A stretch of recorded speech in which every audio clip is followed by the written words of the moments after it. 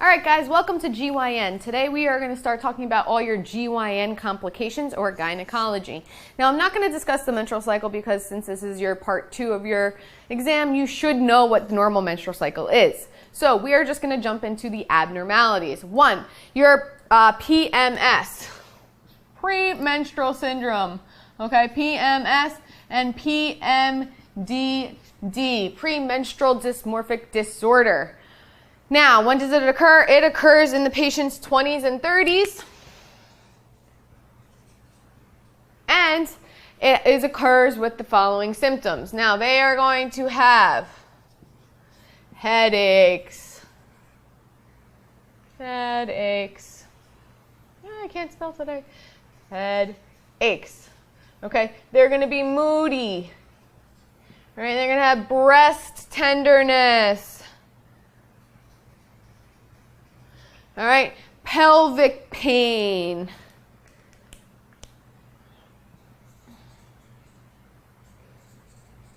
Cramping, bloating. All your normal symptoms of having your menstruation. That is called PMS, and it occurs within your the first or the last 2 weeks.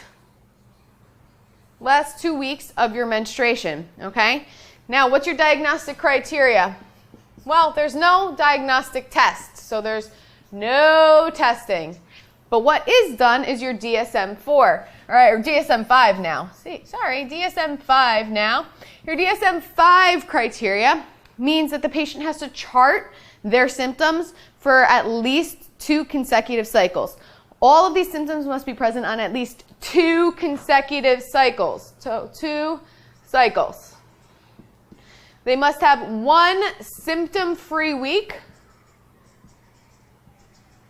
in the beginning of their menstruation. So in the beginning, okay, that's during the follicular phase. Then the symptoms are going to be present at the second part of the cycle. So the symptoms are in the last part of the cycle or the luteal phase. All right? And lastly, in order for it to be PMDD equals dysfunction in life. All right?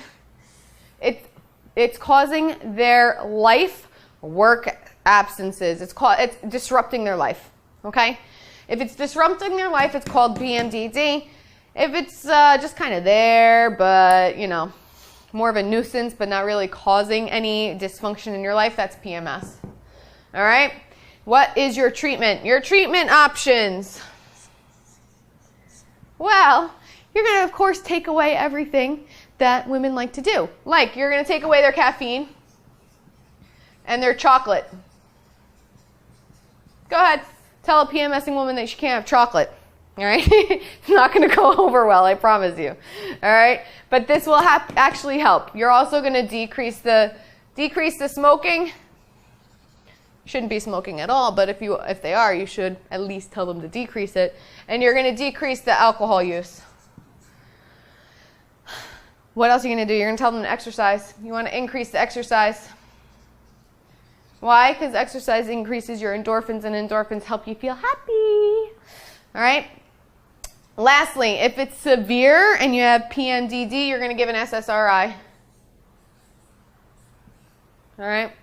So that's your main things. That's what you're going to be tested on, the SSRI, your criterias, and what makes the difference between PMS and PMDD, and that's basically dysfunction in life. Now, moving on, we are going to move on to menopause. Menopause. When does it happen? Generally, it can happen in women from 48 to 52. All right. What ends up happening? In your first 12 months, you're going to have irregular periods. That's how it starts. But why? Dr. August, why do you suddenly get irregular periods? Well, your oocytes are decreasing their estrogen and decreasing their progesterone, which eventually leads to complete loss of estrogen. When this happens, this actually increases your LH and increases your FSH. All right? Menopause generally lasts about, symptoms generally last about 12 months. And what do they feel? What are the symptoms? Okay, so symptoms last for 12 months. Menstrual irregularity. You're going to have the irritability. Sounds kind of like PMS, right?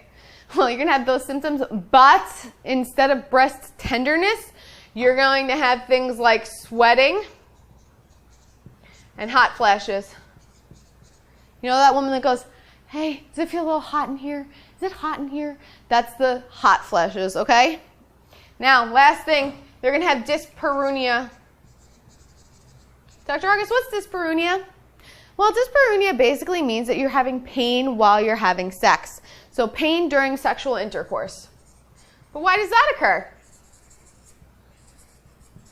Because on your physical exam, you'll notice that she has vaginal atrophy. Okay? When you're having vaginal atrophy, all right, that causes dyspareunia and pain during sex.